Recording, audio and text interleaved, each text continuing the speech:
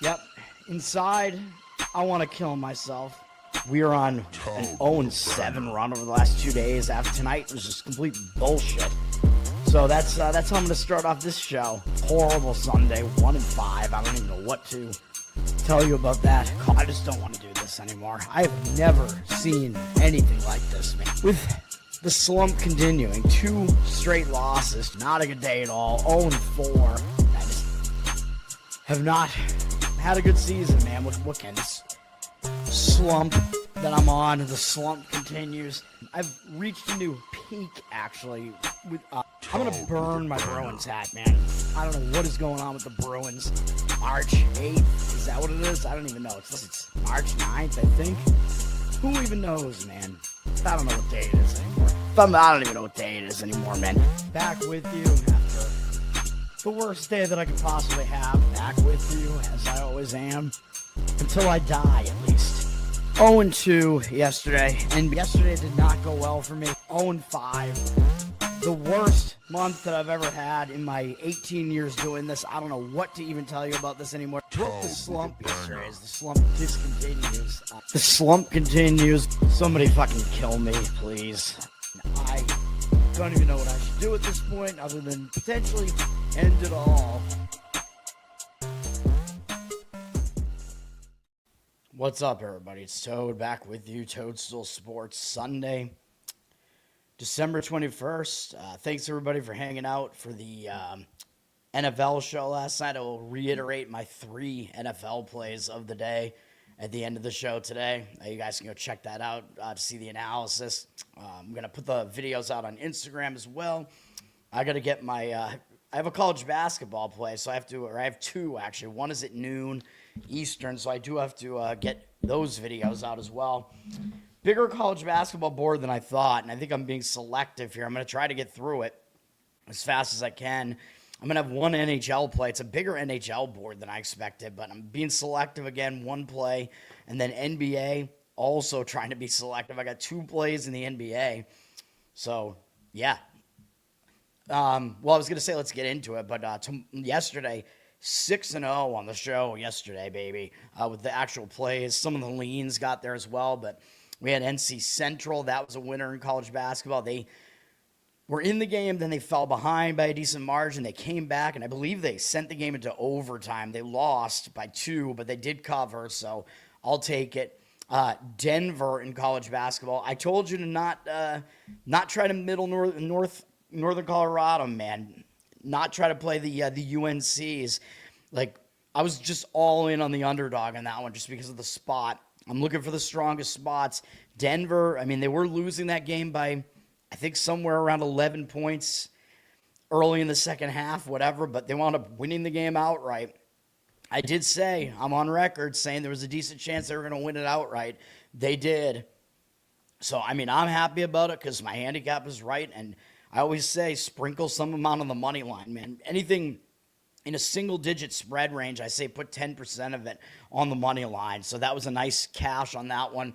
Mississippi State got there as well. They were out of the gate with a 10-point lead almost immediately. Then they blew the whole thing, and then they were actually losing the game outright by a couple points, I think, later in the game. But they were able to swing it back in their favor, and they wound up covering. I think maybe some intentional free throws helping out down the stretch there. But we got the win with Mississippi State.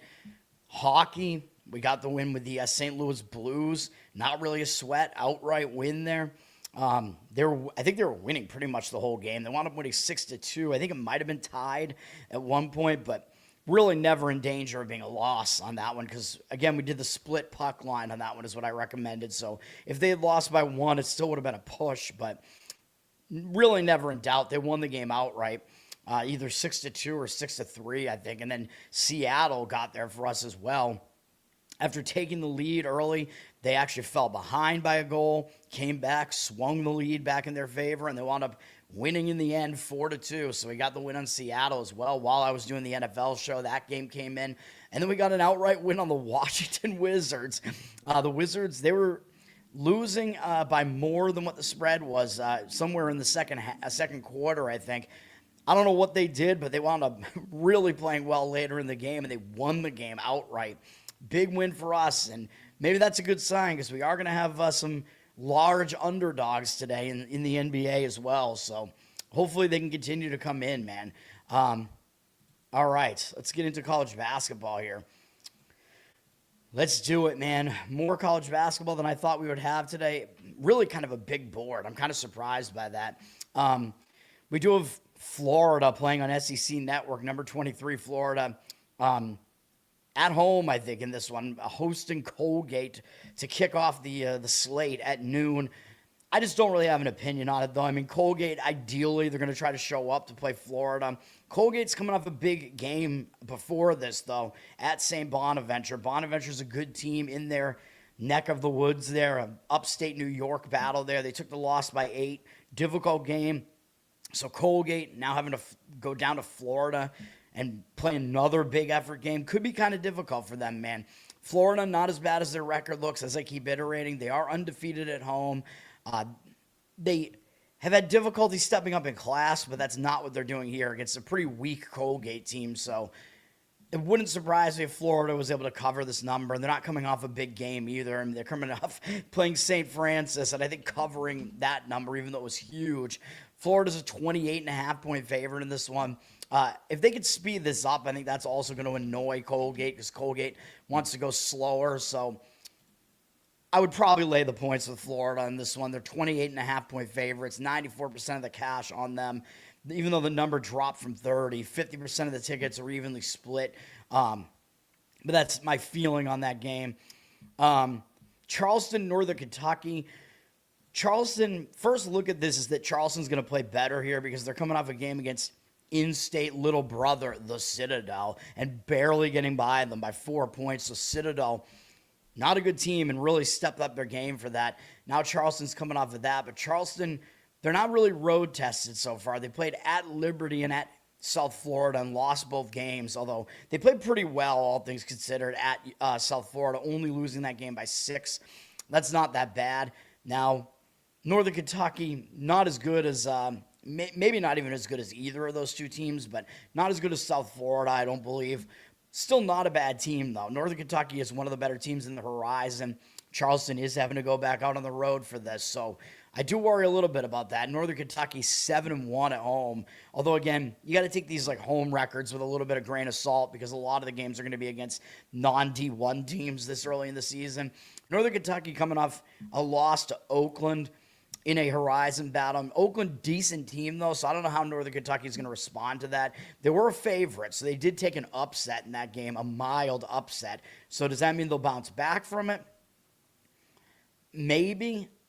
I mean, all things considered in this one, I kind of lean towards Charleston because their game was just uglier in the last game. Where are they at here? The money is coming into Northern Kentucky, driving them up from 2 to 4, 74% of tickets, 96% of the cash on them. I'm kind of leaning the other way in this one, though, towards taking it with Charleston. But, I mean, of course, it's a game I don't want to touch. One of the games I am going to touch, noontime on the Big Ten Network, we're going to go with the non-Big Ten team in this one. Early best bet. Let's go. We are going to go with Pittsburgh on the money line here. This number's kind of all over the place. I see different books have each team as a favorite in this one, so get the best number that you can, but I think the best number you're going to find is probably on the money line. This was at FanDuel where I found it. But if you can find Pitt at like +1, I would do that too, but at a -1 situation, I think it's better to go to the money line. Guys will tell you it's actually plus, it's more advantageous. It's plus EV even more so if you take college basketball favorite that's -1, -1.5, or -2 and actually money line them instead. So this is a very cheap money line price. We're going to money line this. This game is not at Penn State. It's actually kind of a neutral site game, but sort of, I think, it's in Pennsylvania, which both of these teams are Pennsylvania teams. It's in Hershey, which my Pennsylvania geography is not that good, even though I'm good at geography. So I know Pittsburgh's west. Penn State is further east than that. Hershey, I'm not sure. It might be closer to Penn State, but either way, you're going to have a crowd for both teams showing up for this one, I would have to imagine. And this is really a fade of the situation that Penn State is in. That's what my two college basketball plays are today. We're fading teams that I think are in bad spots. Penn State got a win for us last weekend, I think, with a huge game against Michigan State. They almost pulled off the upset against Michigan State. That would have been a gigantic upset against a top 10 ranked team, one of the best teams in the conference. I think they're going to fall flat after that performance, man, even though they have had some time off. That's just a crazy game to have to deal with. Now they've been letting that stew for over a week. I don't like that situation, even though sometimes, yeah, you will be able to end a losing streak by having a lot of time off. But in this case, I don't really think so. And they got to get into the holidays after this. For Pitt, the spot sets up better for Pitt, man, because speaking of breaking losing momentum, they already did that with an easy win over Binghamton in their last game. So I think Pitt comes into this with momentum. And yes, I worry that Pitt has been bad when stepping up in class. West Virginia, they lost horribly to them. They lost to Texas A&M, although only by 8. Lost fairly badly to Villanova, but they do have a win against Ohio State in here, so it's not unprecedented for them to beat a mediocre Big Ten team, which I consider Ohio State and Penn State to both be mediocre Big Ten teams. So we are going to go with Pitt. They're going to have to win the game, obviously, here, but I think they could do it, and that is what we're going to do here. Sorry, I closed the tab there. Yeah, Pitt is the first play up here. I don't know what the market looks like on this, but I'm just going based on the situation. Money is agreeing with me on this one. Penn State moved up a little bit on the line here, but 59% of the tickets on them. The public doesn't really want Pitt here. They have the slightly worse record as well. Pitt, 85% of the cash on them, though. Ken Baum, I believe, has Pitt the slightly worse team here right now. He has these teams really close together, though, but Pitt is the better defense. And you know me, I like better defense. Penn State's defense has been awful. Pitt might successfully slow the game down, too. They play much, much slower than Penn State does. So if Pitt plays that slow defensive style, that's not what Penn State wants to do. And it's easier for a team to play that way and get control of the game by slowing it down than speeding it up. Pitt also way low in Ken Baum's luck index at 309. So he's telling you they're undervalued right now. Whereas he's saying Penn State is overvalued at 29th in luck, meaning they've overperformed big time. So we're going to do it. It also, like, who's going to want Pitt when they're 6-6 and Penn State is 8-3 and everybody just saw Penn State almost beat Michigan State? Absolutely nobody's going to want Pitt in this one. So I do. Let's take it. Pitt money line. That's the first play. Let's do it. Garrett, what's up, man? Yes, come back today, man. The Heels, yeah, they did not cover. I did not have a good read on that game, man. But, again, I'm giving out my absolute best and strongest leans. And my recommendation is to just play those and nothing else. I mean, I went 6-0 yesterday. Yeah, I know what you meant. You said you didn't have a good day. Yeah. Packers was bullshit, dude. I mean, come on. Like, they lost Jordan Love in the middle of the game. They were still winning by 10 with 2 minutes left in the game. Chicago's offense did absolute zero in the whole game, basically. They had no touchdowns until after they recovered an onside kick, which is the only thing that kept them in the game at all. Tied the game where I thought they were going to go for a 2-point conversion to win it there, and they didn't do it. And then Packers get the ball first. They're driving in overtime, and then they had a backup center and quarterback in, and they fumbled it on a 4th down play where they had to go for it on 4th down because they were really not going to make that field goal. They had to do it, but that was just ridiculous, dude. Absolute bullshit. I told you to not play Northern Colorado, dude. Yeah, don't blame me for that. I said all in on Denver in that game, man. And I explicitly said that Denver had a good chance to win that game outright based on my situational analysis. I'm on fire right now, man. You do not want to fade me, baby. No, I'm not alive. I'm dead. Let's get through this stuff here. By the way, pay for Ken Baum. It's worth it. Like $30 a year. You get a lot of stats and analysis and stuff. Saab, what's up, man? 8-1 for you yesterday. Yep, 6-0 for me. Let's go, baby. I think we had some overlap there as well. Hell yeah. All right. Vandy and Wake Forest. This is a good game at 1 on the CW network. Enjoy watching that network for this. Vandy, legit pretty good. 13th in the country. Ken Baum actually might have them higher than that. He's got them somewhere, I think, in the top 10. Yeah, he's got them exactly 10th.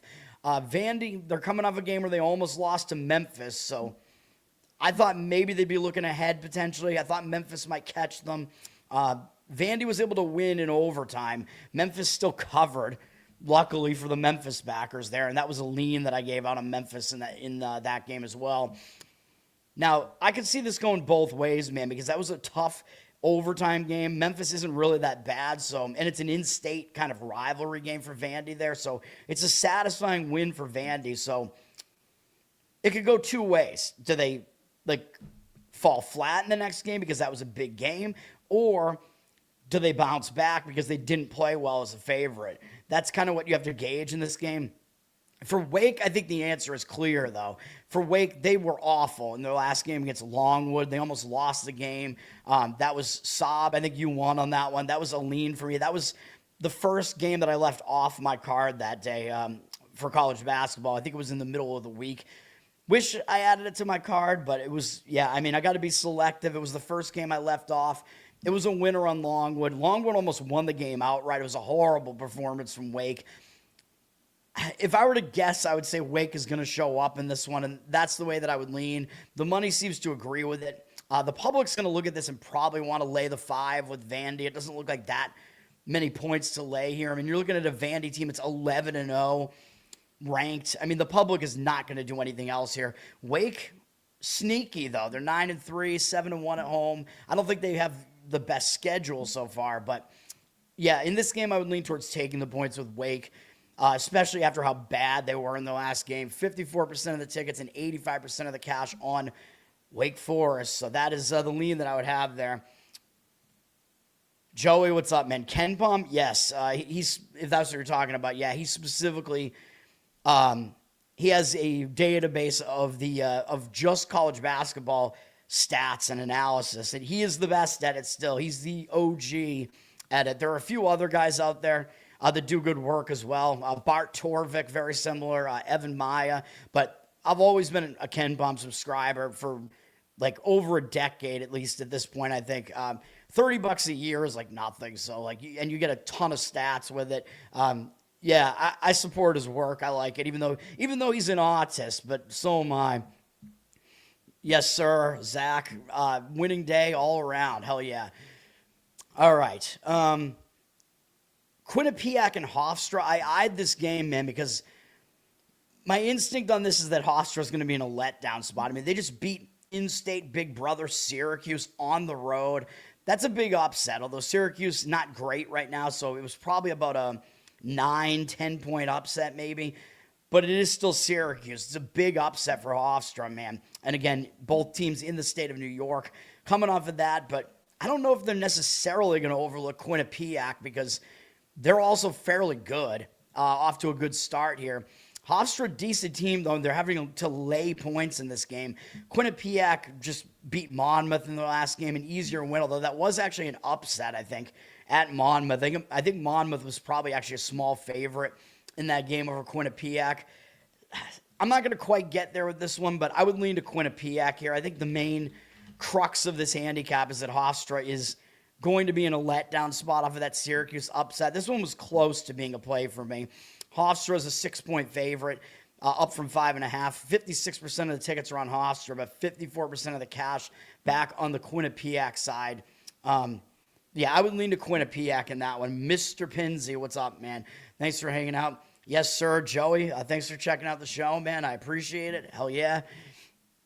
Saab, hating the Oilers. You're spying on me? What you think my one hockey play today is the Vegas Golden Knights? Is that what you're implying?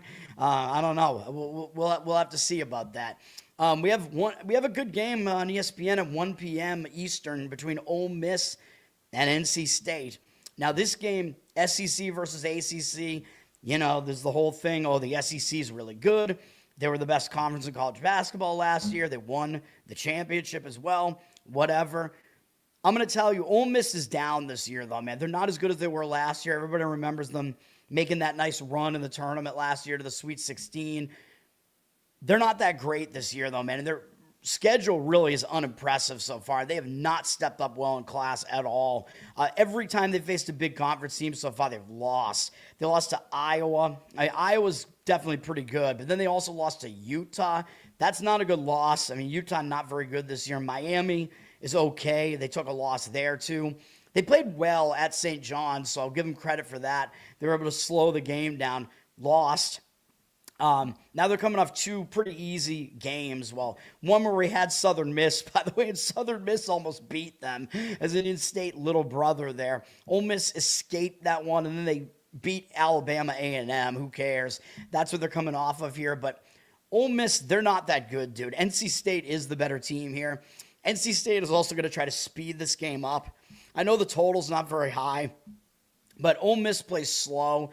And this game being in North Carolina, it's not at NC State, though. It's in Greensboro, but it's kind of a semi-home game for North Carolina, for NC State, I mean, because it is still in North Carolina. So their crowd should show up for this. Obviously, the location is advantageous for them. I think they should be able to control the pace here, speed this game up a bit, throw Ole Miss out of what they want to do. NC State coming off an easy win over Texas Southern. They've lost most of their big games as well, so you could make the same knock on them. All their big conference games have also been losses to Seton Hall, Texas, Auburn, Kansas. But to me, they faced a more difficult schedule. They lost by 1 to Kansas, 5 to Texas, 10 to Auburn. I'm not going to knock them for any of those, really. The Seton Hall loss, Seton Hall looks like they're better this year at least. NC State has a win over VCU, which I think is actually better than anything that Ole Miss has done so far. I like NC State in this one. Ken Baum will tell you that NC State is the better team as well. He's got them at 30. Ole Miss, I don't know where. He has Ole Miss way down at 58th. So, yeah, all things considered, it's not a play for me, but I would lay it with NC State if I was going to do it. It's up to that key-ish number of 7, though. 7 in basketball is when teams stop intentionally fouling. So you want to get the better of the number 7 if you can. Look for like a 6.5 if you want to lay it with NC State. If you want to play the game, that's the only way that I would play it, though, is to lay the points. Or if you want to, like, moneyline parlay NC State with some other moneyline favorite that I have an opinion on, or one of your own, whatever, I don't mind that either. Even though I know I keep saying I don't like parlays, but if you really wanted to do it, 80% of the tickets, 97% of the cash on NC State. The total drop is worrying me, though, because I think NC State is correlated to an over in that game because of the pace that they play. What's up, guys? Saab, you're fading the Rangers and the Oilers. You kind of like the Penguins. I'm going to talk about all those games once I get done with college basketball here. Stony Brook at Marist. I'm looking at this game and I'm like, Stony Brook just took a ridiculous loss at home to Albany, and it probably considers themselves an in-state little brother at this point. I know I've made fun of Stony Brook this year, but they're actually playing pretty well. They actually might be one of the better teams in the Colonial, or whatever the hell this is called. Now, I still call it the Colonial. Not going to deal with this woke name-changing bullshit. Stony Brook, they were a favorite in that game at home, and they lost to a pretty atrocious Albany team. That was an awful game for Stony Brook, so I kind of expect them to show up in this one. Marist is one of the best teams in the MAAC. Marist has been good at home, though, 5-1. I don't exactly love it, but Marist is coming off a game against Georgia Tech, so that was a step-up game for them, playing an ACC team, although they weren't exactly in the game. They lost by 11. They were pretty much down double digits for the final stretch of that game, so it wasn't like a game where they were close in the closing moments of it. It did break a long win streak from Marist, though, and sometimes I talk about how that will hang a team over into the next game. So all things considered in that game, I would lean towards Stony Brook plus the points in that game. Marist is a 4.5-point favorite. 75% of the tickets, 92% of the cash on Marist right now, but I think Stony Brook is the right side. The total's gone way up for some reason, up 7 points, but it's still really low, 139.5, so taking the points kind of makes sense in that one. All right. We have a ranked Alabama team here playing against, who are they playing? Kennesaw State. Alabama's going to be a huge favorite here. The game is not at Alabama, though. It's in Huntsville, so it is a semi-home game for Alabama. Kennesaw is not really that far away, though. They're a Georgia school, but obviously it's kind of a semi-home game for Alabama here. Kennesaw just lost at Middle Tennessee. Middle Tennessee, I think, is an okay team. Middle Tennessee is currently atop the Conference USA just because they got that conference win. This is the Rocket City Classic in Huntsville. Alabama coming off beating South Florida, a little bit of a bigger win there. I don't know. I don't really have a read on this game. I don't have a good read here. The money is coming in, taking the points with Kennesaw. Alabama up from 20 to 21 here. 57% of tickets on them, 78% of the cash on Kennesaw. I mean, it is a situation where maybe Alabama just doesn't have full focus against a pretty weak opponent like this. The total is crazy in this game at 181.5. It actually dropped a little bit, but we know Alabama likes to play super fast, but I think Kennesaw does as well. So this is probably a game where we're going to see a lot of scoring. Kennesaw is 10th in college basketball in tempo. Absolute insanity, man. If you like scoring, this might be the game for you. Problem is, like, if Alabama has a big lead, they might start slowing the game down just to get the game over, you know what I mean? And just they're not going to really have incentive to really overexert themselves, I wouldn't imagine, you know. So that would be my hesitation with looking towards an over in this game, because you know me, I recommend overs when it's a high total, because the high total is there for a reason. But in this one, I don't know. I worry about Alabama having a big lead and just taking their foot off the gas. So that's kind of the issue with the over in that game. 7-0 last 7 Brooklyn Nets games for you. You went against them in their last game. I was on them not too long ago and got a win with them, I think, right? I forget who that was. Was it against the Bucks, maybe? I forget what it was. I don't have anything on the Nets game today, though. Okay. What else we got here? If you want me to talk about any of these other games that I'm skipping, I will. But, you know, for time, I'm trying to skip some of these. IPFW and Notre Dame, somewhat interesting in the afternoon here because this is an Indiana battle. IPFW in Fort Wayne, obviously Notre Dame in South Bend or Notre Dame. So IPFW probably will step up their game for an in-state little brother versus big brother situation here. IPFW coming up beating Detroit Mercy. IPFW was a favorite in this game, and they didn't play particularly well. Maybe they were looking ahead.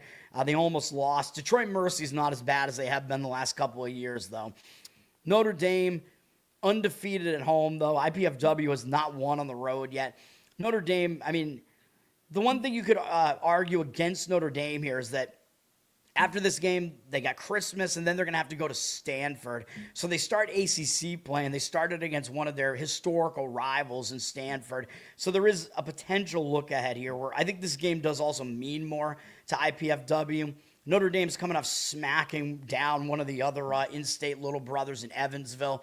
Evansville is bad. IPFW is better than they are, at least. Notre Dame only a 13.5-point favorite here, and the total dropped to 146.5, so kind of makes sense to take the points here to me.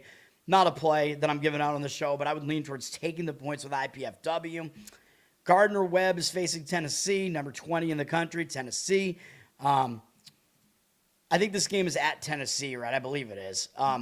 Tennessee just came off. They're coming off a huge win over Louisville, man, and they're coming off a stretch where they were in Las Vegas and they played Rutgers. They pulled off a huge upset against Houston, which was not a huge upset point spread wise, but huge because Houston was the team that knocked Tennessee out of the tournament last year.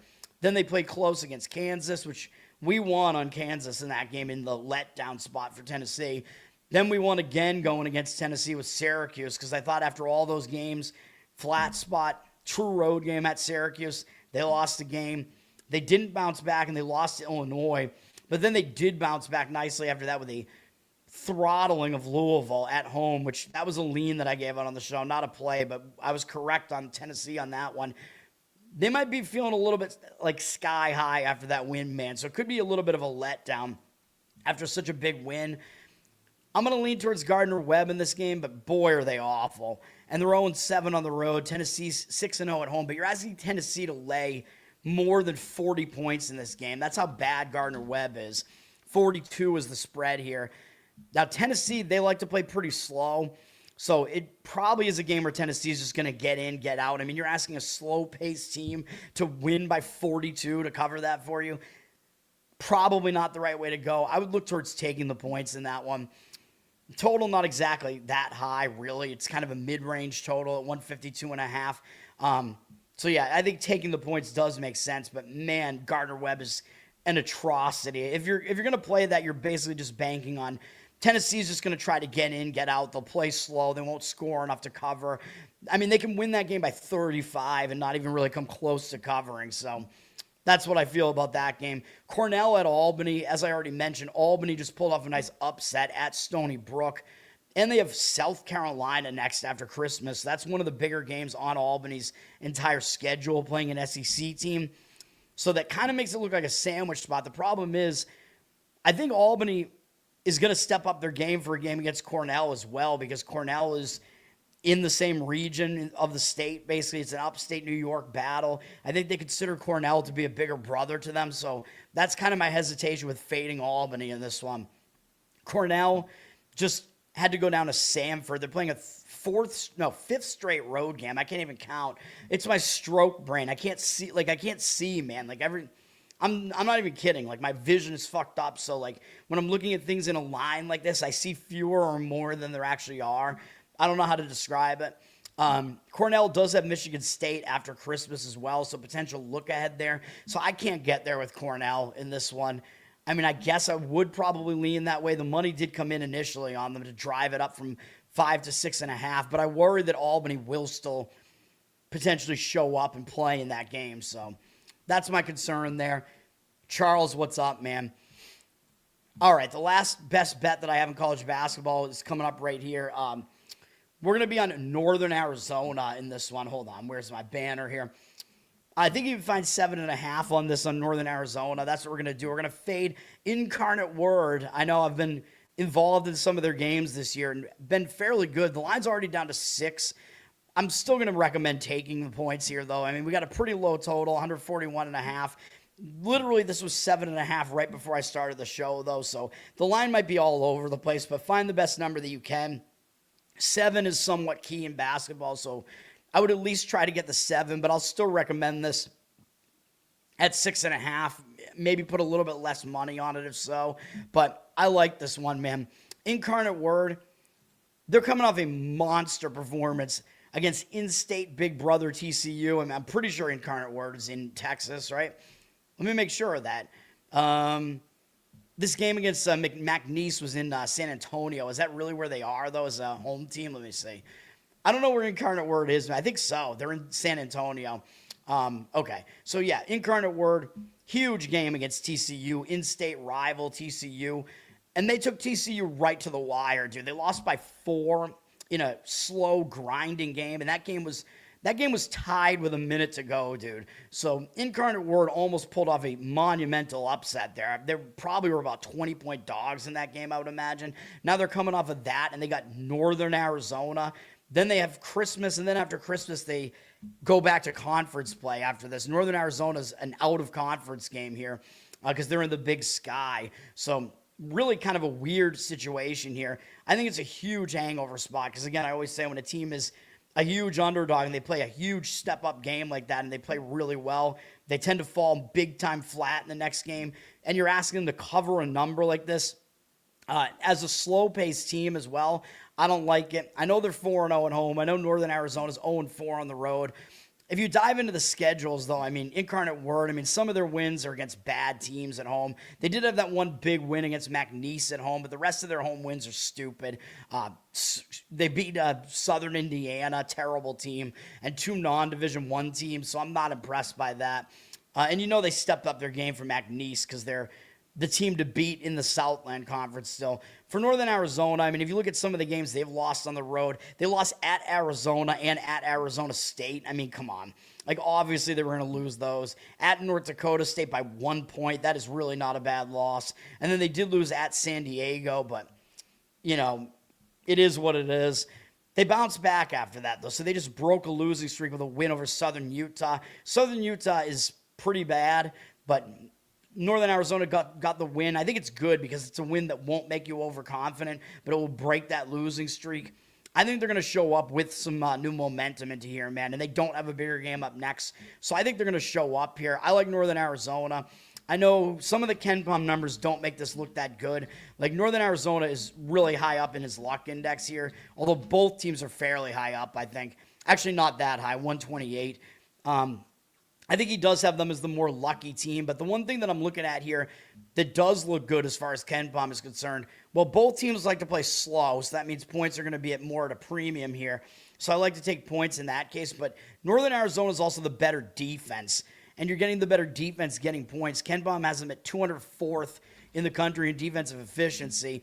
He has Incarnate Word at a disgusting 292nd in defensive efficiency. So I don't like that. He does say Incarnate Word has the more difficult schedule, though, and they're lower in the luck index, meaning that they've underperformed a little bit. But in this game, yeah, I think the move is to fade Incarnate Word here, man. Better defense, getting points, slow-paced game, plus Incarnate Word in a terrible, terrible spot. So Northern Arizona plus the points is the play there. Again, I would still, I think, do it at 6.5. Hopefully it doesn't land on that key 7. But that is the way that I would play that one. We have Oregon State at Arizona State on ESPN2. A nice former Pac-12 matchup here. Oregon State, really not that good, though. I mean, they've kind of gone down in quality after moving to the West Coast Conference. They're coming off a pretty ugly loss to Sam Houston, though, at home. Although Oregon State was only a small favorite in that game. This wasn't like the football game where Sam Houston, I think, upset them. Oregon State, they're just not that great. Sam Houston's actually not that bad, but still, it was a loss at home, kind of an ugly one. Maybe they were looking ahead to Arizona State, but now they're having to go on the road. And for Oregon, the only true road game, this is going to be the first true road game they played outside of the state of Oregon. The only other one that they played was at Oregon, and that's a team that they play every year, so they're very familiar with it. They're still somewhat familiar with Arizona State, but not as familiar. So this is going to be almost like a first true road game, almost. Arizona State's been decent at home. Let me see, 4-1 at home. Arizona State did just lose to UCLA, though. So that was a big game. And then they're going to have a big break before they start conference play. But they do start conference play next against Colorado, who's not very good. But it is still the start of conference play. They weren't that close against UCLA, so I don't know if it's really going to be that much of a hangover spot here. It did bust up a winning streak for Arizona State, though. Arizona State's the better team, but let me see. What's the number here? They're up to a 13-point favorite here, though. I would probably lean towards taking the points with Oregon State in this one, but it's not a very strong opinion of mine. Pretty low total in the 140s. Don't really have much else to say about that one. We do have an ESPN game at 3 p.m. between Cincinnati and Clemson, and this game is in Greenville, South Carolina, so it is not at Clemson, but it is a semi-home game for Clemson. Of course, the venue certainly helps Clemson. Cincinnati, they have not stepped up well in class, man. If you look at their resume here, all of their big conference games have been losses to Louisville, though they only lost by 10. Against cross-city rival Xavier, they lost, and Xavier's not very good this year. And they lost pretty badly to Georgia, who's a solid team, but still, Cincinnati has not shown the ability to beat these bigger, better caliber teams here. Clemson, they've been a little bit better in that regard. Clemson actually beat Georgia, although people are going to look at that and probably think that maybe it looks easy to play Clemson here for that reason. But Clemson does have some wins against some power conference teams at least. But they are coming off one of those against South Carolina, and that was a big game for Clemson because it's always big between those two teams, man. Probably a bigger deal for South Carolina right now because Clemson's been the better basketball program recently, but it's a big South Carolina rivalry. And they do start conference play on New Year's Eve after this. So you could make the argument this is a bit of a sandwich spot that Clemson is in here. Tough read in this one, man. The money is coming in on Clemson. The number's up from 5 to 6, 62% of tickets, 93% of the cash on them. The total has gone up, but I think if you like Clemson in this one, I think you're probably thinking the game's going to be lower scoring because they slow the game way down. KenPom has them at 330 in pace. Cincinnati is the team that likes to speed the game up. KenPom does have Cincinnati as this very weird team that's like an extreme version of St. John's where they play super fast, but their offense is terrible and their defense is really good. It makes absolutely no sense. It's like the extreme havoc, basically, is what Cincinnati's doing. KenPom does have Cincinnati pretty undervalued right now, even though he only has them at 77th in the country. I would probably lean towards taking the points with Cincinnati in this one, though. I just think the spot that Clemson is in is a bit worse, but I don't really love it at all. So just my thoughts. I'm going through my thought process, Jeffrey, what's up, man? Charles, what's up? Thanks for hanging out, everybody. All right. What else did I want to talk about here? I will say, because TCU is coming off that game where they almost lost to Incarnate Word, I kind of expect them to show up after that one. When you have a big favorite almost lose the game like that and get a scare, usually they come out and play way better in the next game. Florida A&M, I mean, it is a big game for them. They'll try to step it up against TCU, but if they run into a focused TCU team, it's probably going to be difficult for them. Although you are asking TCU to lay 30 points with a total of 140.5, so I don't exactly love that idea. So, yeah, I mean, do with that what you will. If you force me to pick, I would probably lay it with TCU, but I don't love it at all. I did actually lay a huge point spread with TCU once this year and won against atrocious St. Francis. So there is at least some precedent of TCU blowing teams off the floor when they're in a bounce back spot. We have Big East play on FS1 at 4:30. Number 5 UConn at DePaul. Of course, UConn's the better team here. We all know this, but UConn, they're on this nice run, man, where they haven't lost for a while. And in this recent stretch, they beat Illinois, Kansas. Then they had that spot where they didn't cover against East Texas A&M. We won on East Texas A&M, even though they lost 83-59. That was still a cover. Then UConn had their huge win against Florida. They beat Texas, although it didn't cover. Then they did cover against Butler to open Big East play, I believe. Big win, beating Butler, man, and covering. And they are going to have Xavier up next, which is maybe a game they're going to be looking more ahead to than a DePaul game. I mean, DePaul has basically been the doormat in this conference for, basically since the conference realignments. So it is possible UConn just doesn't pay a lot of attention to DePaul here. I know Xavier's down this year, though, so I don't know if that's necessarily that big of a look ahead right now, although Xavier's record is pretty good, so I could buy the argument that this is kind of a sandwich spot here. I think the game does mean more to DePaul. They're coming off a loss to St. John's, but this is going to be their conference home opener. It's a big deal having UConn come into your place, man. So if I was going to play it, I would actually take the points with DePaul in this one.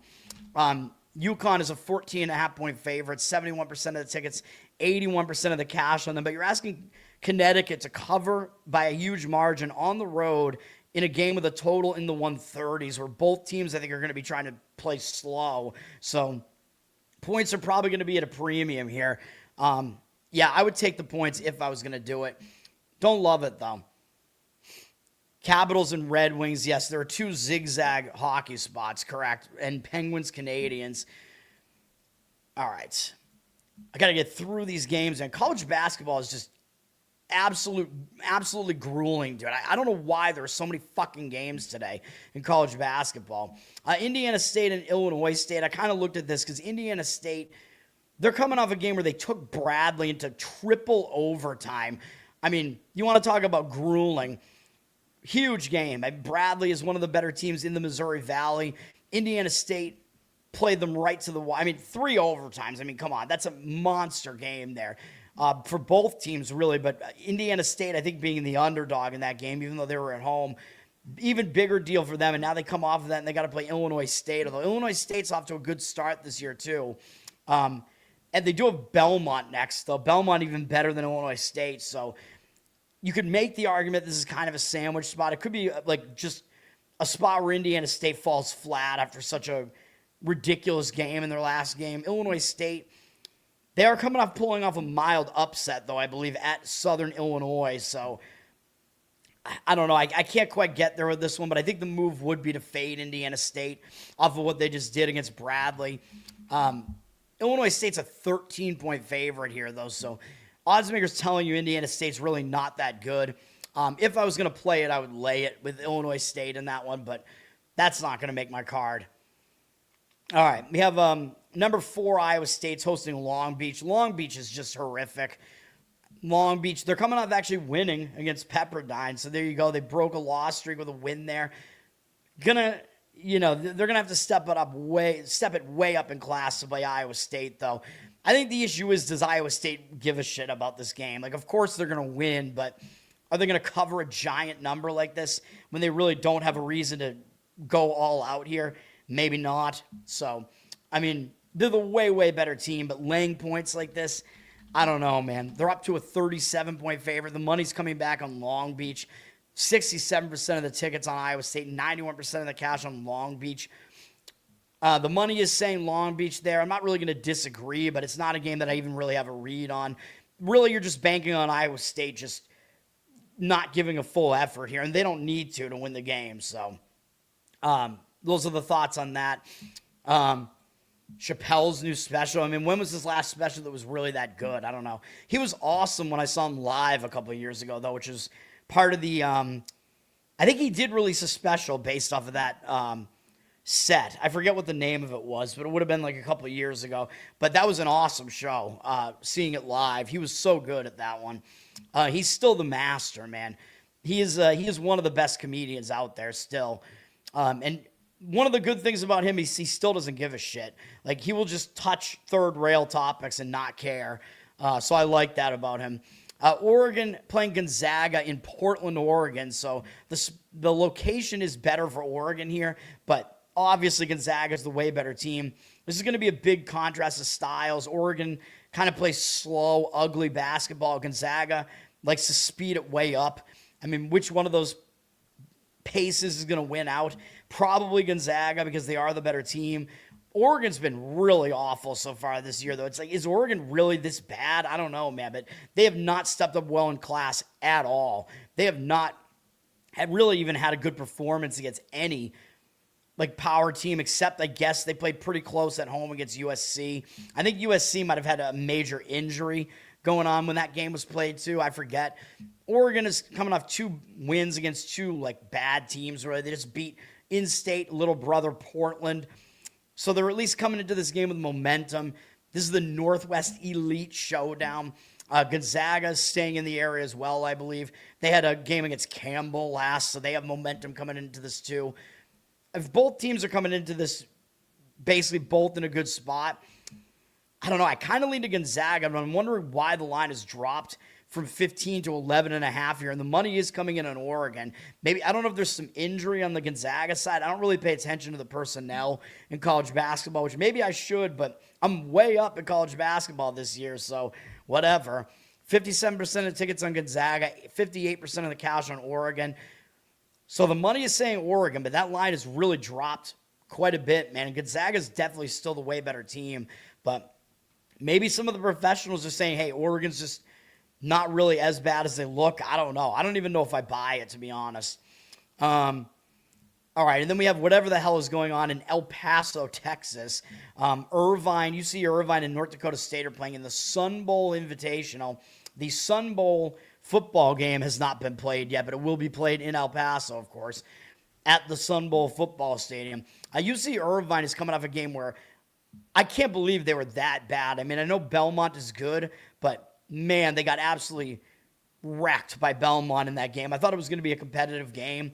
But coming off of that, maybe Irvine comes out with some intensity, because that was such a bad loss. For North Dakota State, they're coming into this game with some momentum as well, though, winning 5 games in a row and beating some non-Division I teams. So they're not exactly in a terrible spot here, but I'd probably lean towards Irvine just because they look so bad in the last game. And it looks like the public is on North Dakota State here, even though they're an underdog. The odds makers are telling you Irvine is the slightly better team. 67% of tickets and 54% of the cash on North Dakota State. They're looking like a public underdog here, and you know me, I don't like public underdogs, so I think I would lay it with UC Irvine in that game if I was going to play it. And then we do have Zach. These are your guys, right? Nate, right? Why do I get you guys confused? Zach and Nate, I apologize. Nate's guys with Nebraska playing at 8 p.m. on Big Ten Network. Nebraska's still undefeated, playing North Dakota here. Nebraska, they're coming off 2 huge wins, though, or 3 huge wins. They beat in-state little brother, if you want to call them that, Creighton. Beat them by 21. I know Nebraska was favored, but very satisfying win there. Then they crushed Wisconsin in a game where I thought Wisconsin had a good shot to win that game. Nope. Nebraska wins by 30. Then I gave out a play laying the points with Illinois last week. I'm telling you, Nebraska's not as good as people think they are. And no, Nebraska won that game outright too as an 11-point dog in that game. Coming off that run of games, you got to think they're in somewhat of a letdown spot here, man. So if you're going to play it, I think the only way to play it is to take the points with North Dakota. But North Dakota just pulled off a nice upset themselves against Winthrop.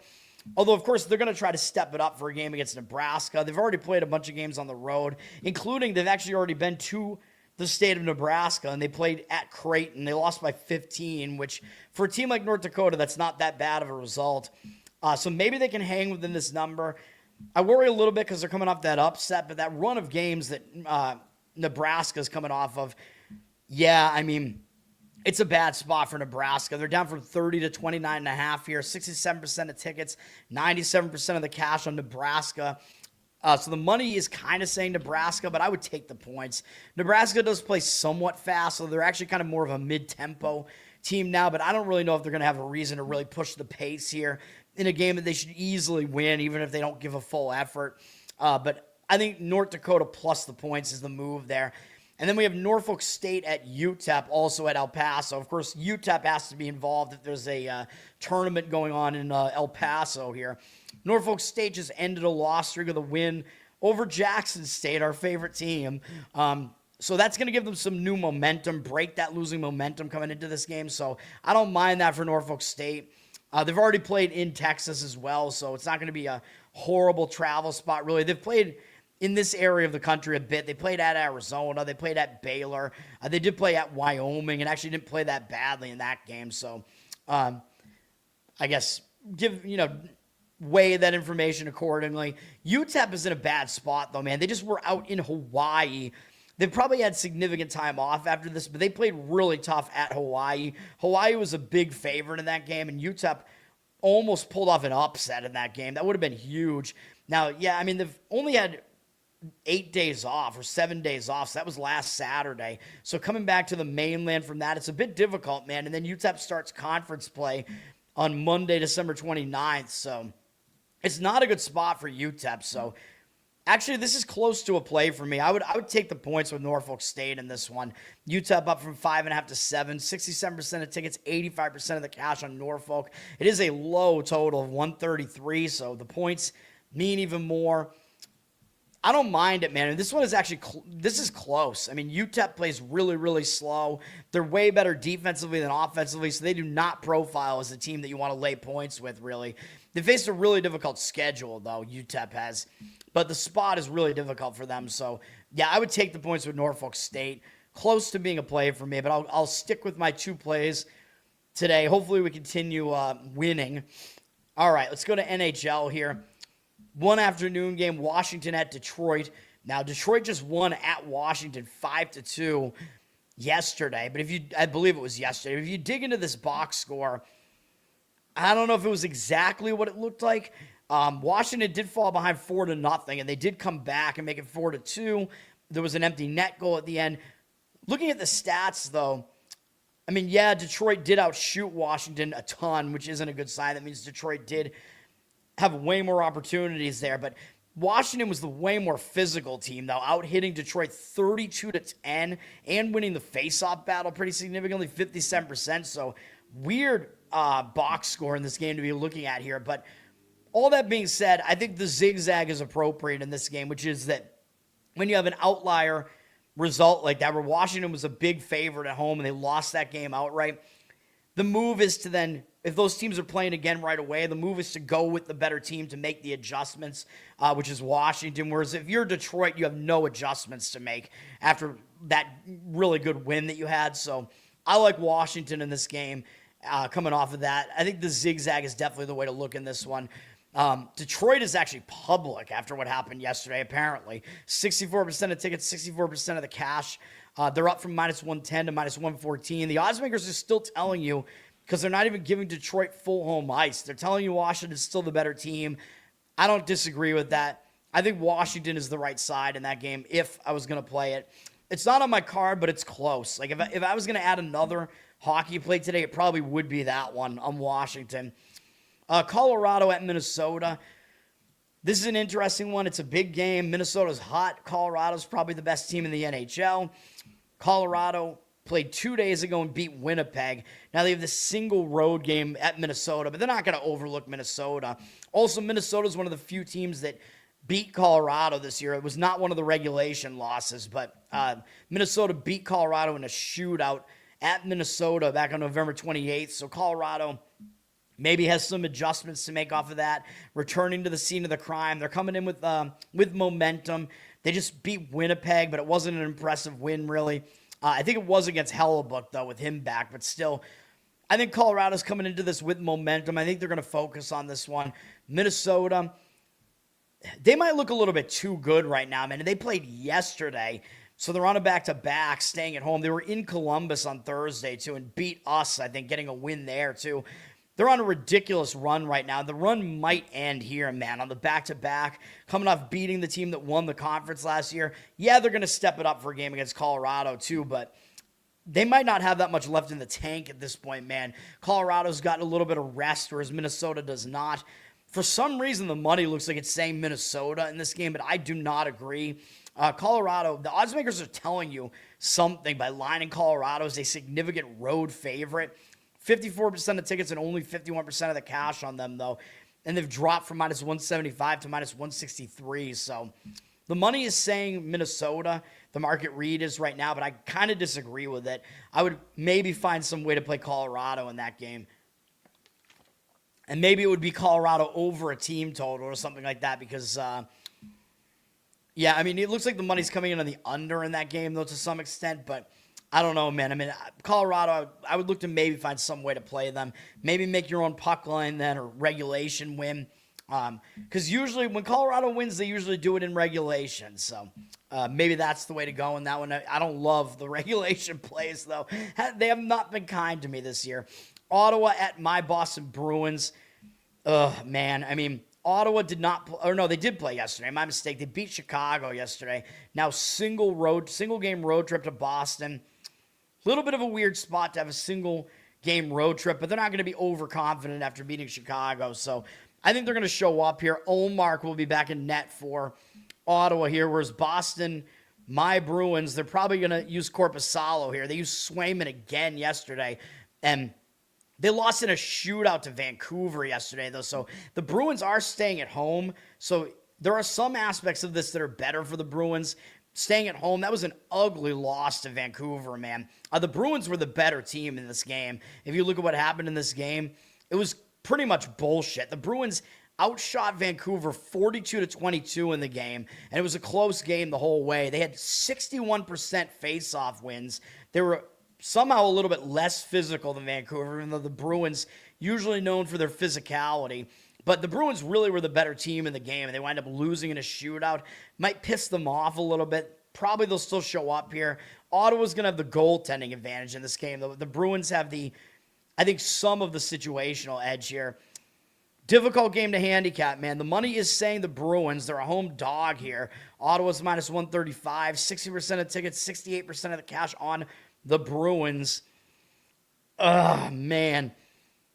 I mean, I guess I kind of have to lean towards the Bruins just because they're staying at home off of a misleading loss to a bad team, but I don't love it. I think both teams are somewhat in positive spots there, so I'm not going to touch it. Andy Moog, yeah, what happened to that guy? Or Andy Moog, how do you pronounce it? I don't even remember how you pronounce his name. Under in Rangers Predators, maybe. I mean, the Rangers, I do talk about how their goaltending tends to be pretty good, but that's a total of 6.5, and I don't know. You know what I say about the 6.5? It's the highest total that you see in hockey. So usually the high totals you usually want to go over in those games. Buffalo at New Jersey. Buffalo, if ESPN will cooperate here, this fucking website, man. Buffalo. Nice shootout win yesterday against the Islanders. So Buffalo, I mean, they're on a nice 5-game win streak, but most of the wins were against kind of weak teams. I don't think I really consider Philadelphia to be that good, even though their record is good. Decent win over the Islanders, though, yesterday. And now they're going out on the road to face New Jersey, although it is a quick trip from Queens to New Jersey here. So not that bad for it being a back-to-back. They do have momentum. I don't think they're really going to overlook New Jersey, though, because New Jersey's still a solid team. New Jersey have kind of righted the ship recently, but they're returning home from a road trip. They did have yesterday off. It was a quick road trip, though. It was only Wednesday, Friday. But they played well at Vegas. They won. That was a win for us on the show. With the Devils, of course. We got that win there. Don't mess with the Devil, buddy. We're number one. We beat anybody. We're the Devils. The Devils. Diablo. Dios mío. El Diablo. All right. And then they beat Utah as well in elevation. So returning from that, maybe a little bit more of a difficult spot here. Yeah, I mean, even though Buffalo's on the back-to-back, I mean, you can tell why I'm not playing this game. The money is kind of all coming in on Buffalo, though, and I guess I'm not going to disagree with it. I think it's a little bit more negative of a spot for New Jersey. 52% of the tickets are on New Jersey, 82% of the cash on Buffalo. New Jersey dropped from minus 140 to minus 136 there, so probably I'm going to lean towards Buffalo with the market there. Montreal and Pittsburgh, this is another zigzag, but I think it's weaker than the other one. I like Washington more than I like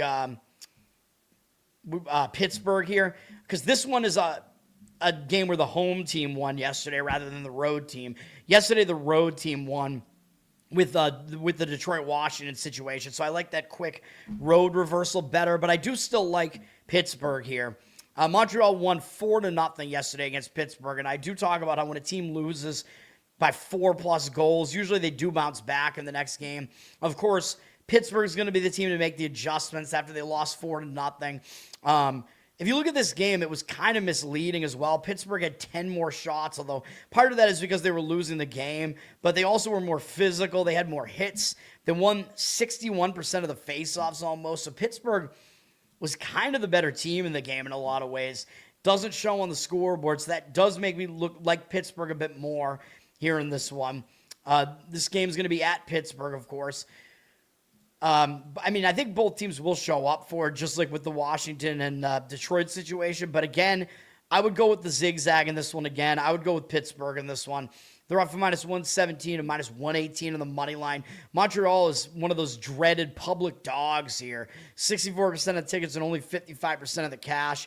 So I would go with Pittsburgh in this game. Yeah, the market read says that as well. Is there time for the Penguins to make adjustments?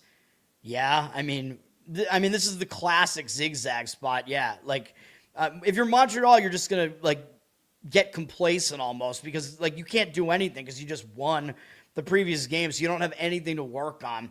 Whereas, yeah, I mean, dude, like teams make adjustments during games, like at halftime and stuff. So yeah, definitely. Yeah, fuck the Bears. No, I don't give them credit.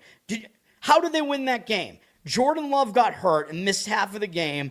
The Bears didn't even have a touchdown in the game until the final minute of the game. They had to recover an onside kick and score twice in the final 2 minutes to even send the game into overtime. And then Green Bay was driving in overtime, but they had a backup center and backup quarterback in, and they fumbled the football over when they were about to score and retake the lead again. No, I do not give them credit. The win was absolute bullshit.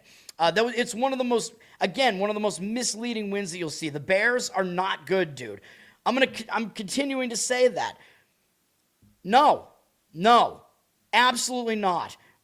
Being more lucky than good. It's like saying that you'd rather rely on entirely luck when betting. No, you got to do like a post-mortem here and look at like, why did I win this one? Why did I lose this one? Was it legitimate? Was it not? Like, I'm going to admit when I got lucky when I was on the wrong side, and I'm going to point it out when I got unlucky and I was on the right side and still lost. No. The Bears are in for just an epic disaster. That team is absolute garbage. Caleb Williams sucks dick too, literally and figuratively. I don't know what happened with the Redskins. Mariota got hurt. Dude, fuck all of that. I lost both of my picks in my pick'em pools yesterday because both quarterbacks went down. I don't know who the fuck is even the backup for Mariota. And It's all such absolute bullshit. Like, both of those teams would have covered if the quarterbacks just stayed in the game. And Green Bay was going to win anyway, even with Malik Willis. Malik Willis was all right in the game. And he played fine last year as well when he had to come in. They're not going to get blown out at home, but they are going to lose. The Bears. They're definitely going to lose the first game in the playoffs. And I'm going to be probably betting against them in that one. And I don't even care what it is. It's going to make sense to go against them. All right. New York Rangers at Nashville. Oh, we have the Rangers on the road. There you go. Although I actually kind of don't like the Rangers in this game. Rangers coming off a 5-4 shootout yesterday. So I will say that because they're on the back-to-back, they're probably going to use Quick here, who is still the lesser of their two goalies. The defense might be a little bit less rested because they did have to play yesterday. So, So my read on this game being more of an over type of game, I would not play the under. No way. Given all of that, no way. This looks like more of an over spot for the Rangers. They are coming off that shootout win over Philadelphia yesterday, so they might be tired here. They got a huge game against Washington next, so the game's kind of looking sandwichy here. They're having to travel to Nashville here with no time off. Even though the Rangers are better on the road, I think this is a Nashville spot here. Nashville, they also played yesterday, so what are we doing here? There's no way I would play an under in this game. Nashville beat Toronto yesterday. Pretty big win, really, beating Toronto. Staying at home, I kind of expect them to still show up here. They did have multiple days off before the Toronto game. You're probably going to have a noon in net here. So, again, do you really want to play the under with two backup goalies in net here? The second-string goalies are both going to be playing here. No, I would go over in this game, but I also lean to the Predators in this game, the sex offenders, and the money seems to agree with that. 61% of the tickets and 58% of the cash on the Rangers. They're down from minus 124 to minus 114 on the money line here. I would play Nashville if I was going to play this one. The money is coming in on the under for what it's worth, but I disagree with that. But what do I know about totals? Although my reads on the totals have been decent when I've had opinions on them recently. So do with that information what you want. But I'm trying to save you from a loser there. Toronto against Dallas here. Toronto played yesterday. Toronto's in a difficult spot, man. They're playing 3 games in 4 days, all in different cities, including a back-to-back, going from Nashville to Dallas here. They did lose both of those previous 2 games, though. They'll probably still try to show up because it's Dallas. I mean, you're not going to overlook a team like Dallas. If you're going to fade Toronto here, it would be more because they're tired. For Dallas, they didn't play yesterday. They're still playing a 3rd game in 4 days, all in different cities. They are returning home from the Pacific Coast, although they only were on the Pacific Coast for a couple of days, so it's not really that big of a deal. Not like a full road trip return spot here. But, I mean, this is definitely a difficult game to read. The money is saying Dallas. They are the better team and the more rested team here. 65% of tickets, 89% of the cash on them, but they're at minus 205 now on the money line. I mean, if you want to play Dallas, maybe you do. I wouldn't even want to say like a puck line because Dallas likes to play a lot of lower scoring games too. So I don't know how I would want to do that, man. Do you want to go Toronto under their team total? I mean, maybe. I mean, it looks like the money on this one looks like it might be coming in the under, and I don't hate this one as much as far as it being low scoring because Dallas plays lower scoring games and they're rested here. So I could see Toronto struggling in that game. Winnipeg at Utah. Winnipeg coming off a close game against Colorado, man.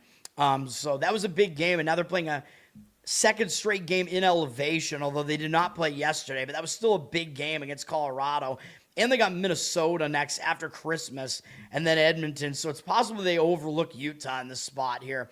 For Utah, they're coming off a pretty difficult game as well, though, where they just played New Jersey, and they have Colorado next before Christmas. So it almost kind of looks like a sandwich spot that Utah is in, too, after that close game against New Jersey. So I can't get there with either side, although for Utah, they did return home from a road trip and take that loss. So I talk about when a team returns home from a road trip, they can fall into a distracted spot, and then sometimes they will play better in the next game if they don't do well in that first game. Money is, where's the money on this one? Where am I looking? The money is all over Winnipeg in this one, but I slightly disagree. Utah down from -120 to -116, 57% of the tickets on them, 86% of the cash on Winnipeg. Yeah, I kind of disagree with it. I kind of lean towards Utah there, but I don't love it either way. But guess what that means, Saab? Because now we're finally down to the last hockey game, and I have one hockey play, and here it is. Yeah, Saab is definitely spying on me. We're on the Vegas Golden Knights money line in this one against Edmonton. Edmonton's not in a good spot here, man. Edmonton, they're coming off losing to Minnesota. I know it was a pretty bad loss, 5-2, although Minnesota's fairly good, but that was a step-up game for Edmonton. But look at what Edmonton's in. Yeah, they're in the return home spot. They've been on the road since Saturday, December 13th. They went all the way up to Eastern Canada. They were on the East Coast, in the Northeast, came back to Minnesota. Now they're back home, and they're traveling back from Minnesota with no time off. They're playing a third game in 4 days, a fourth game in 6 days, fifth game in 8 days, and actually a sixth game in 9 days, all in different cities, and a seventh game in 11 days if you include their home game before they went out on the road. This is a bad spot, man, a bad rest spot for them. And when you return home from a road trip, again, I talk about how sometimes you will be in a bit of a distracted spot, although I know it is Vegas. Like, you're still going to maybe want to try to show up for a game against Vegas. I know next they only have a game against Calgary, but Calgary and Edmonton is still a thing, man. I mean, they're rivals in Alberta, so there is that, even though Calgary's not that good. So I could definitely see Edmonton falling into a bit of a distracted spot here. The rest situation is not good at all. I know Vegas has the better record, so it almost looks too easy to play them. Vegas just took an ugly loss to Calgary yesterday. So, yeah, they're not rested either, but they're having less travel because they're already in Alberta. So they're just going from Calgary to Edmonton, which I know it's a big province, whatever. It's not that close, but still, they're already in that area. Losing to Calgary is just an ugly loss, man. I think it was kind of a sandwich spot, really, because they had a bigger game against New Jersey the game before that, went into a shootout, and they had this Edmonton game looming the next day. So they were looking ahead to this game, not only because it's Edmonton, but as Saab, I think, pointed out yesterday, maybe it was Jeffrey, one of you guys pointed out, this is playoff revenge, man. Edmonton is the team that knocked Vegas out of the playoffs last year, and they haven't played yet this year, believe it or not, this deep into the season. So Vegas absolutely has this game circled. I think they looked right past Calgary, looking towards this game. You're going to get a huge effort from Vegas in this game, in my opinion. Vegas, again, also had more rest prior to that Calgary game. So in that same stretch, they played fewer games than Edmonton has. We're going to do it. We're going to be on the Vegas Knights here. The money is kind of on the Edmonton side right now, even though they dropped from -150 to -135. 51% of the tickets, 63% of the cash on them for now, but the game's not until 8 p.m. either, so I think Vegas is the right side in that one, and that is the way that we're playing it. Vegas money line. Dirty Sock, what's up, man? Rangers and Nashville both had to rally to come back. That makes me like the over even more in the game today because that means they put in even more effort. The tiredness affects the defense more than the offense. But I agree with you that both teams scored a lot yesterday. So in that respect, yeah, I mean, if you think that the line is too high because of that and you want to fade it for that reason, maybe. But the odds makers are putting out a high total for, I think, another reason than that. It's 6.5, so no, I don't reveal my first name online, and I get pissed when people say it because people do know what it is. Dirty Sock, what's up, man? All right. NBA, and then I will do the final market read for the NFL, and then I'll get out of here. Not too long of a show here. Chicago at Atlanta. This is close to a play for me. I got 2 NBA plays today. This is not one of them, but I'm close to doing it because Chicago, they're in a letdown spot, too. They just swept a home and home against the Cleveland Cavs. I know the Cavs have had some injuries and whatever, but I thought the Cavs would bounce back on Friday with the home game. And not only did they not cover, they didn't even win. So Chicago's coming off 2 huge wins in a row against Cleveland, and now they're going to Atlanta. They're going to have to play Atlanta twice here, but I think it is a letdown spot, just kind of a classic letdown spot. Atlanta just got pummeled by San Antonio, and they're just staying at home after that. So I kind of like how the spot sets up better for Atlanta for that reason, too. And they had a bad loss at Charlotte the game before that, too. I know San Antonio's pretty good, but losing to them 126-98 is ridiculous. So almost a 30-point loss for the Hawks here. I expect the Hawks to bounce back from that. I like the Hawks in this one. The public is not even going to be on them because they have to lay points with the Hawks. The money looks like it's kind of disagreeing with it, but I would only lay the points here. Hawks are up to a 5-point favorite. 85% of the tickets, only 80% of the cash on them, though. So the market read early is indicating against them. But I think the only way that you could look at this game is to lay it with Atlanta, the way that spot sets up. Thank you, sir. Jeffrey, did you see my show last night? If you want my NFL plays, they're on the I had them on the show last night. I'm going to talk about them again at the end. You can check out my Instagram for it too, but I'm also going to give out 2 more NBA plays as well here, or 2 NBA plays. I mean, Toronto at Brooklyn. Saab is, I guess, the Brooklyn net whisperer or whatever. I'm not going to get involved in this one. Toronto did just play yesterday, and now they're traveling, so that's a little bit difficult. They got wrecked by my Boston Celtics yesterday. I didn't love the spot for the Celtics yesterday, but I said that the market was kind of telling you something by lining the Celtics as a favorite on the road. The Celtics won in a blowout, man. So Toronto's off of that. So in a way, I could see Toronto maybe bouncing back and it maybe being a good thing to just leave home and go focus on a road game. But Celtics are that's a big game, man, the Celtics. And they do have Miami next, too. So I could also kind of see maybe an argument for this being a sandwich, although yesterday was a blowout. So Brooklyn is way more rested, though. They're staying at home. They just lost to Miami at home. So the spot does set up better for Brooklyn here. So that would be the way that I would still lean here. I don't love it. Also, you got to figure out what's going on with this line because Toronto dropped from 7.5 to 3.5. So there's some reason for that line move. There's got to be some injury situation or something. 91% of tickets, 93% of the cash on the Raptors. So the public is all over Toronto. But if Toronto's in an injured player theory spot, you might argue that line moved too much. Barrett has already been out, though, so I don't really see anything that's really driving that line move.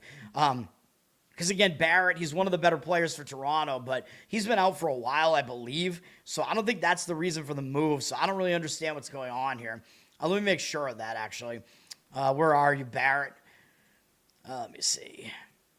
Yeah, he's been out since late November. So, yeah. So I don't know what is causing that line move, but I think, yeah, the spot, it makes more sense for Brooklyn. Miami at the Knicks. Miami here, they're coming in off a loss to the Celtics on Friday, but Miami was in that game. The Celtics just started raining threes late in the game, and that's how they wound up winning by 13. It was like a 1-point game early in the fourth quarter. Difficult game for Miami there. Now they got to turn around and play a third road game in 4 days, which is not that easy to do, although it's all in Boston and New York. They're still going to try to step it up for the Knicks, though. So the worry for Miami is how tired are they going to get, because they're still going to show up for a game against New York. Knicks still might be the best team in the conference. The Knicks are coming off a fairly ugly loss to the Sixers. Philadelphia 76ers. Yeah, you guys can go watch my show where I played that whole song as part of the intro yesterday. Now, in a way, you could argue this will be a bounce back for the Knicks after that, but you could also argue they're going to be in a hangover spot because when a team loses a long win streak like that, sometimes they'll lose the game twice effectively and lose again the next game. And they do play Minnesota on the road, and then they have to play Cleveland on Christmas on the NBA Christmas lineup on ESPN. So definitely could argue that it's a look ahead here. But the public is on the Heat side for some reason as the dog. 83% of the tickets, 61% of the cash on the Heat. Knicks down from an 8-point favorite to a 7-point favorite. So the money is kind of saying to lay the points with the Knicks.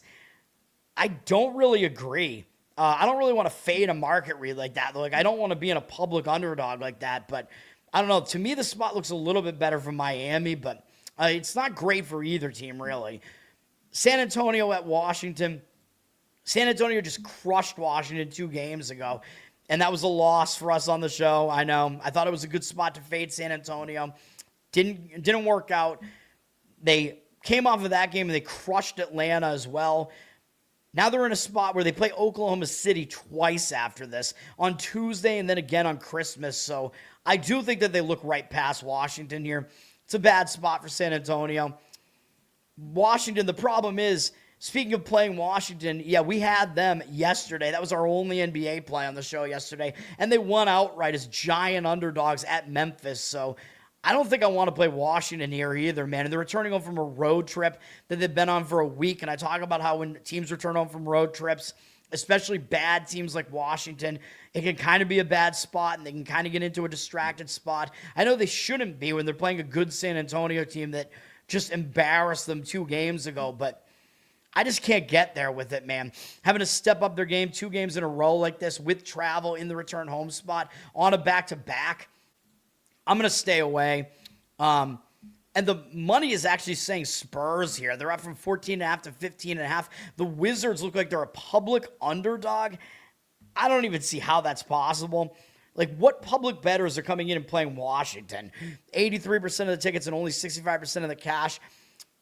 I don't buy it. I mean, I would still probably lean to Washington here, but I can't do it. So that means that it's best bet time for the NBA because it leaves the last 2. I told you I have 2 plays.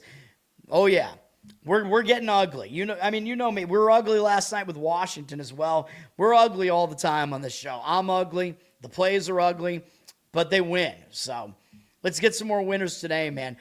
This first one up is Milwaukee at Minnesota. Milwaukee without Giannis. Yeah, we're going to do it. We're going to take Milwaukee plus the points. We won with Milwaukee against my Boston Celtics not that long ago, so there is precedent for Milwaukee to play some good games in here. Milwaukee's had 2 days off, man, if you're losing at home to Toronto, starting a road trip. I like a spot like that, man, when you have multiple days off to try to break your losing momentum. You start a road trip. I think it's going to be a lot of, there are a lot of indicators this should be a focus spot for Milwaukee here, man. Going out on the road, they know they're not going to have Giannis back, so they are learning to play without him, you know. I think they're going to show up in this game. And for Minnesota, this is a bad spot for them, man. Minnesota just pulled off the upset of Oklahoma City on Friday. Monster win for Minnesota there. Now they get the Bucks, and up next they got to play the Knicks, who are probably the best team in the East, who just won the NBA Cup. And then on Christmas, they got to go to Denver and play Denver. So this is absolutely a sandwich spot. This is a giant sandwich spot here, and we're gonna buy some of that, man. We're gonna eat this sandwich, and hopefully it winds up tasting good in the end. Hopefully these sandwiches don't leave us with a bad aftertaste, because I like this one. We're gonna take the Milwaukee Bucks. T-Wolves 12-point favorite now, 12.5. Either way. Hopefully there's not a difference between those two. 85% of the tickets, 86% of the cash on the Bucks. To me, it looks like the market read is saying the Bucks for now. I think that maybe just we don't really see the fully fleshed out market here, but I'm going based off of my situational read, and it is all pointing in the direction of Milwaukee in this game. We're getting a ton of points. Let's do it. We're going to take Milwaukee there. And then we're getting probably even uglier with this next one, where we're going to be on a team that has a similar market read here, and that is the Sacramento Kings plus the 12. The Rockets are up from an 11-point favorite to a 12-point favorite here. This is at Sacramento, so we're getting a home dog in this one. 81% of the tickets, 85% of the cash.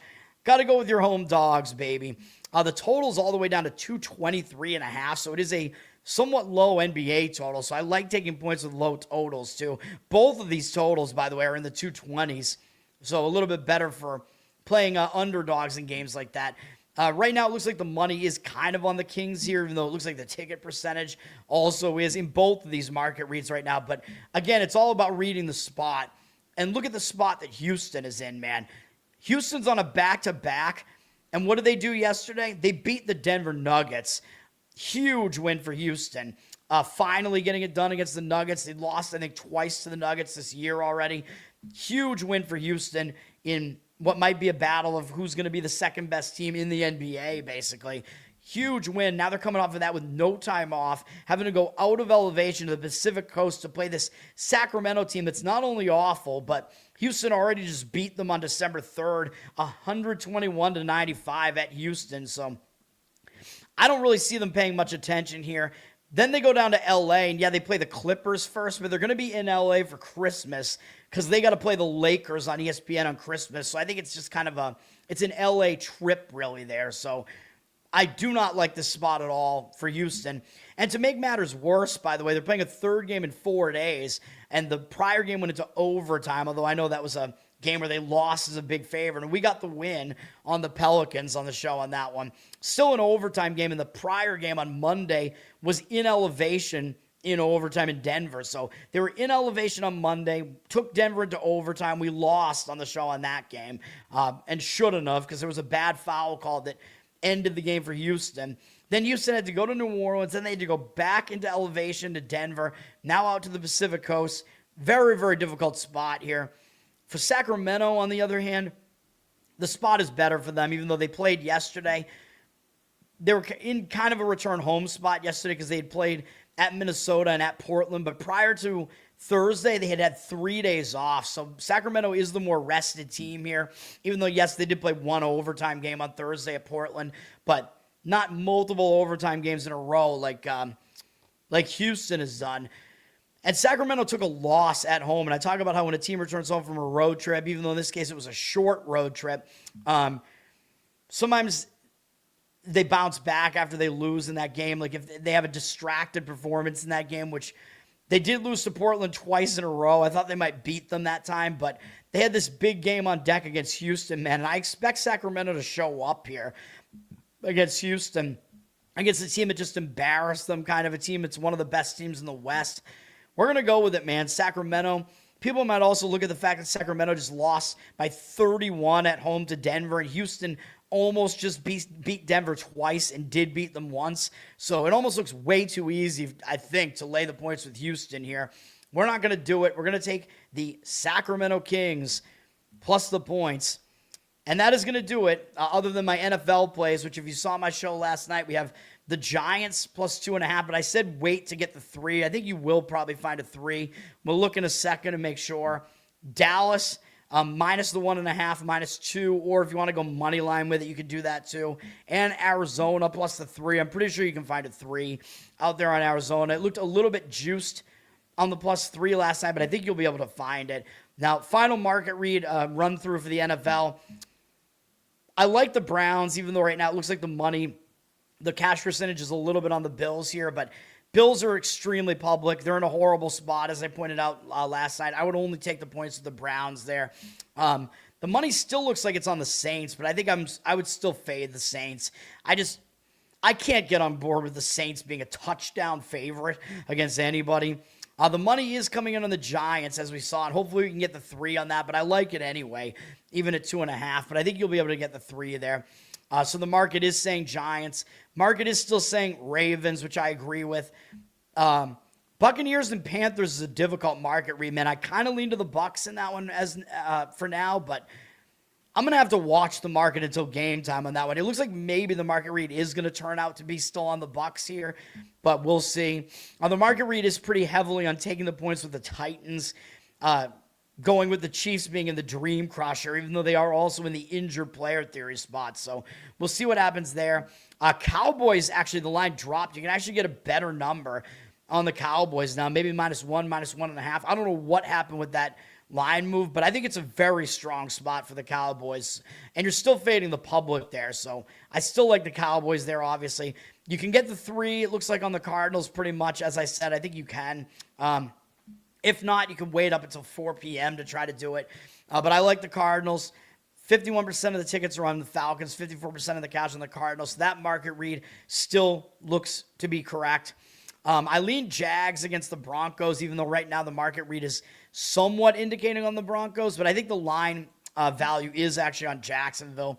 We'll see what that looks like when the game happens. The Lions, looks like they are the right side against the Steelers for now, even though they are public as well. It looks like they're starting to go through a key number of 7.5 now, which is a that is a pretty big move, man. And I think it's not really just the public that's causing that. So I think it makes sense to maybe be on the Lions in that one, even though, I mean, the line just looks a little bit too high still, but they seem to be the right side. The market read is saying the Raiders still plus the points. I mean, I just think the line is just too high in that game on the Texans. The market read is now saying the Dolphins coming back and fading the Bengals. So I got to figure out what to do with that game. Maybe I'll agree with it because the Dolphins just look so pathetic, but you got to worry about what is Quinn Ewers going to do. Although one thing I didn't point out last night is that the one advantage the Dolphins do have with Quinn Ewers is that there's no game film on him, so the defense isn't going to know what to do against him. And the good thing for Quinn Ewers is he gets to have his debut against the worst defense in the NFL, the Cincinnati Bengals. So that is at least one positive for Quinn Ewers there. So maybe I will turn it around and maybe actually start leaning Dolphins in that one. It's a difficult one on that one. And then Monday night we'll talk about tomorrow, but I kind of like the Niners the way that game sets up, but it looks like they're going to be a dreaded public road favorite on a primetime game, which normally I do not like those teams, but we will see. That's going to do it, man. Plays once again, Giants in NFL try to get the +3. Dallas -1, 1.5, whatever, money line, whatever you want to do there. Arizona +3. In college basketball, we're on the Pitt money line. We're on Northern Arizona plus the points, although I think you have to take 6.5 now, unfortunately. We're on the Vegas Knights in the NHL on the money line. NBA, we're on 2 huge dogs with the Bucks plus the points and Sacramento plus the points, and that is going to do it. Thank you, guys. Hell yeah, you got a 3 on the Giants. Yeah, I think you'll start seeing 3s up there. And again, this is the benefit of having as many books as you can find out there because some of them are probably going to be hanging the 3 at some point. I like it at 2.5 anyway. I mean, if I were to guess, I think the Giants win the game. But obviously, I think it's better to have the +3 in your pocket there and have the points. So if they're giving you the points, I would say take them. But, of course, I also recommend putting 10% of the bet on the money line anyway. Because if you're saying they're going to cover the +3, they're probably going to win the game. So that's how we're going to do it, man. Thanks, guys. I appreciate it. Thanks for hanging out. Learn to Toad on Instagram. Learn to Toad on Twitter. We got subscriptions over there now.